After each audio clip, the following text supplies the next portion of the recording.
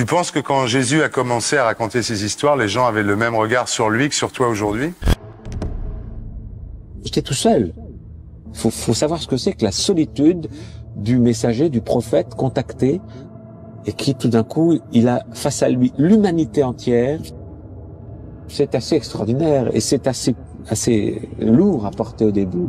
J'aurais pu, mais j'ai pas lâché. J'ai pas lâché. Je sens dans mes veines le sang de Giordano Bruno qui coule. Et je sais que si le Vatican, qui est tout proche, avait les moyens politiques qui me feraient brûler aujourd'hui, c'est juste qu'ils n'en ont pas les moyens, mais ils ont toujours la volonté de le faire.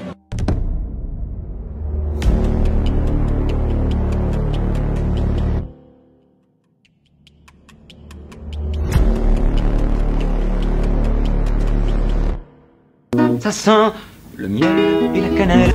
Stopping science is a crime against humanity. If disease discoveries were forbidden 100 years ago, 3 billion people will never have enjoyed life. Rencontrer des êtres venus du ciel et qui ont une science et une civilisation beaucoup plus avancées sur nous.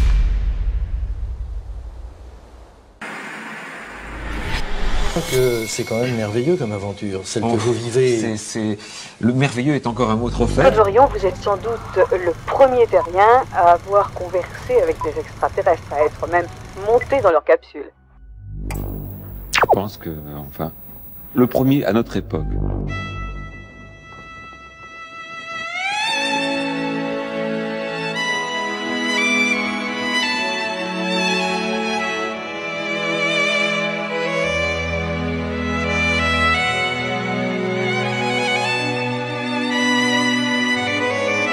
Je passe ma vie à parler d'amour, à parler encore et parler toujours.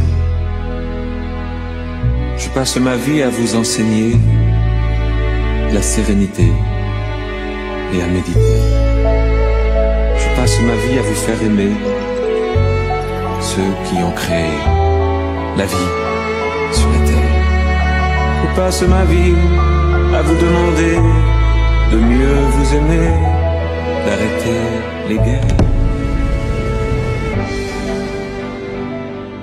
Dans ces messages, il révèle, ces extraterrestres, que c'est eux, un des leurs, qui a eu un enfant avec une fille de la Terre qui s'appelait Marie, que Jésus est donc le fils d'un de ces extraterrestres et d'une fille de la Terre. Et il était un des prophètes qui ont été envoyés sur Terre, ainsi que Moïse, Jésus, Bouddha et bien d'autres, qui a été envoyé sur Terre pour diffuser les messages en prévision de l'âge de l'Apocalypse que nous vivons maintenant. Nous avons eu un contact le 7 octobre 76, disons pas vraiment un contact, mais une apparition au lieu précis de notre rassemblement et à l'heure précise où nous nous rassemblons, disons une apparition de deux engins et des espèces de flocons cotonneux qui sont tombés exactement à l'endroit où nous étions.